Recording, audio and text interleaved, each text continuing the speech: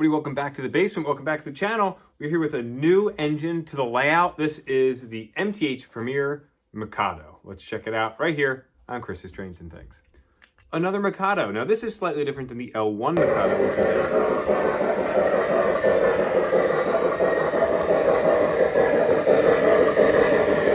This is the light Mikado. It's a USRA Mikado, so a little bit different. It was built by Baldwin Locomotive Works back in 1918, and we're going to talk about it here on the channel. This model here is from MTH. It was announced in December of 2021 with a series of road names, including Baltimore and Ohio, Pennsylvania, Union Pacific, Louisville and Nashville, Maine Central, and then there's always going to, and Nickel Plate Road. And then there's always going to be custom runs, and this is one of the custom runs. This is the Erie model, which fits in with our layout here in our collection as we continue to acquire some more Erie locomotives. But this is a custom from Mr. Muffin's Trains out in Atlanta, Indiana. And Mr. Muffin's is not a small shop. He's got a pretty big operation, big online web presence, and he's one of the vendors at York that I've picked stuff up from in the past. This is visiting me, though, from my friend Chris. Chris is a member of the Keystone Division of the TCA, as well as a member of the Lower Susquehanna Valley Modular Railroad Club in Columbia, Pennsylvania. And if you are coming to the York Train Show this April, be sure to look up the Lower Susquehanna Valley Club. They will have an open house where you can bring locomotives that you bought at York and run them on the club layout. They are a fantastic group of guys that love to meet new hobbyists and just kind of grow their network of people in the hobby. So be sure to check them out on 2nd Street in Columbia, PA, if you're coming to the York Train Show. So that's enough. Let's get a closer look at this beautiful model and talk a little bit about the history of the Mikado. And then we're going to be running this thing around the layout with a huge series of coal cars, all in that Erie road name with the bobber caboose on the back. So let's go ahead and check it out. All right, so this is a USRA design, and I didn't do a whole lot of research on the USRA, but my general understanding is that the USRA, or United States Rail Association, was put into effect during World War I, and this was really to help start to conserve resources and metal and things like that. So during World War I, they were rationing supplies, and so the USRA came in and said, you know, the railroads can build new locomotives if they use old parts, or, you know, don't try to go ahead and build something, take a lot of risks. Build something that you know is going to work so we're not wasting money or precious resources. And so the 282 Mikado came out of that.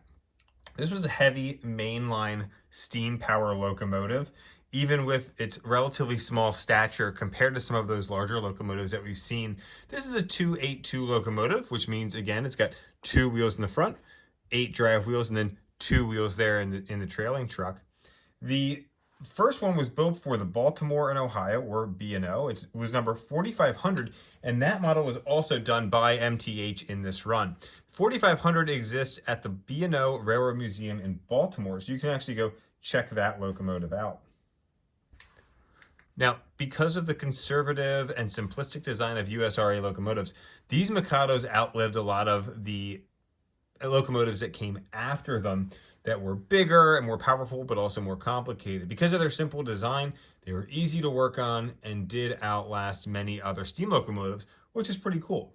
Now, this model from MTH is the first time that they've been back since 2016.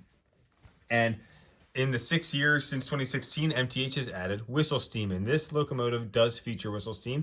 I believe this was one of the first MTH models, steam engines, to come with whistle steam.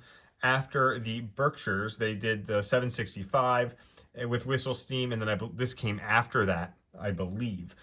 But a really nice locomotive. It does feature the drawbar, so we don't have the wire tether. It's a drawbar tether there. We have some nice add-on detailing that we'll get a closer look of. Now, this is a custom run, as I mentioned. So Mr. Muffin's Trains reached out to MTH and said, we want to do a custom run with Erie. They kind of give them the paint specs, and then MTH sends them a rendering of what it'll look like, and then he collects orders, and if he gets enough orders, the custom run is made. Now, the cool thing about this custom run is many custom runs will be the same model that's built by that they were planning to do. So think about like the Union Pacific locomotive, except the paint might be different. Well, this one is unique because it has the feed water heater there on top of the smoke box.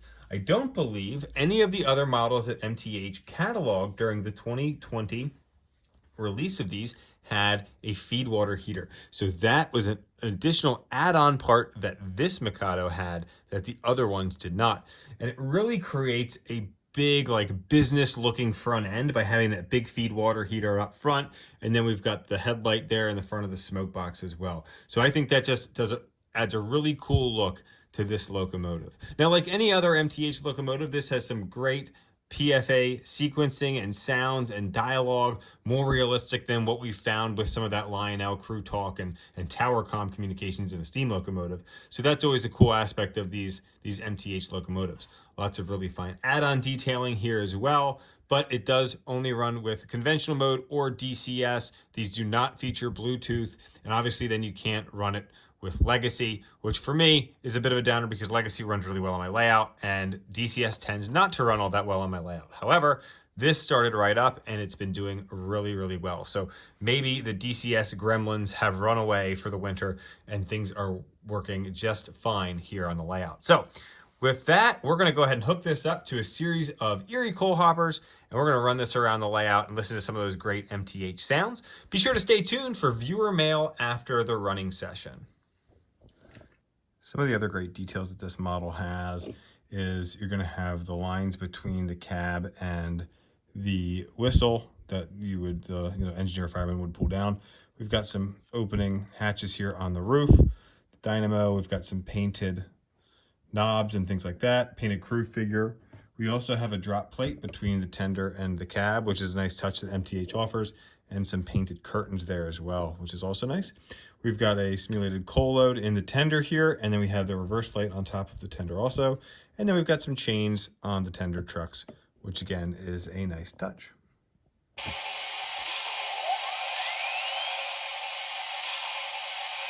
arriving from New York on track number 1, train number 1, the Erie Limited.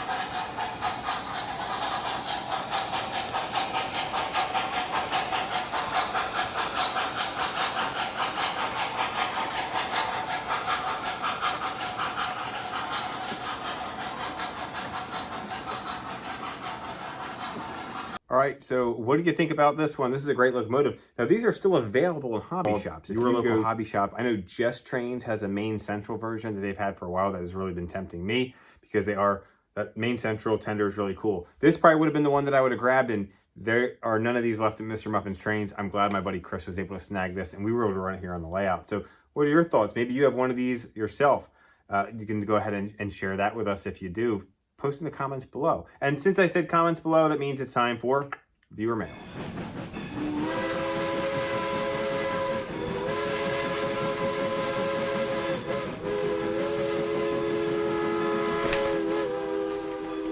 All right, so I've got a long one for us today. This is an email to our CTATViewerMail@gmail.com account, and you can send us an email to that same account if you want to tell us a story or share some photos of your layout that we can post here on the channel to share with our viewers, or anything else that you want to share with us. So today we have an email from Corey B titled Deaf Rail Fan Looking for Support. And I read through this email. It's pretty long. I'm going to try to summarize it a little bit so it doesn't take up too much of our time, but get to the point. So Corey goes ahead and share that he is deaf. He has a hearing aid and a cochlear implant. Cochlear implants are actually go into the brain and allows someone who is deaf or hard of hearing to have hearing in one or both of their ears.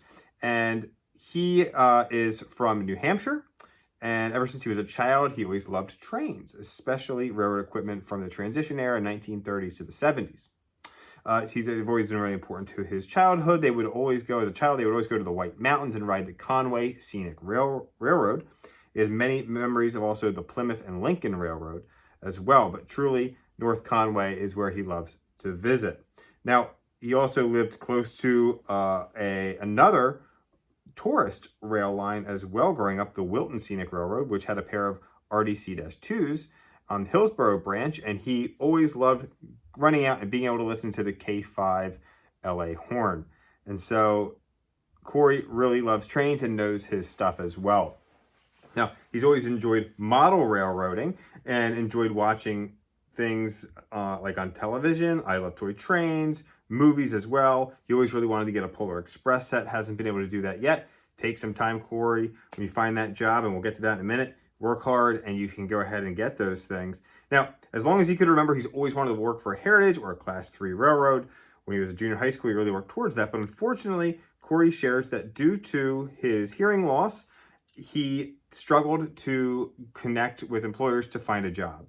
Now, obviously, we all know ADA policies and laws that have been put in place to help support people that have a disability like hearing loss from getting a job. So Corey has been working to try to do that, but even so, communication on railroad is really important. And even though he can hear and he can communicate, there is a stigma of someone that has hearing aids or a cochlear implant that maybe they can't. And that is unfortunate, especially for someone in Corey's shoes. Now, Corey also shares that he is not neurotypical, he is neurodivergent. Now, what is neurodivergent if you're not in education or in the healthcare field? Well, people that are neurodivergent might be many of our viewers here.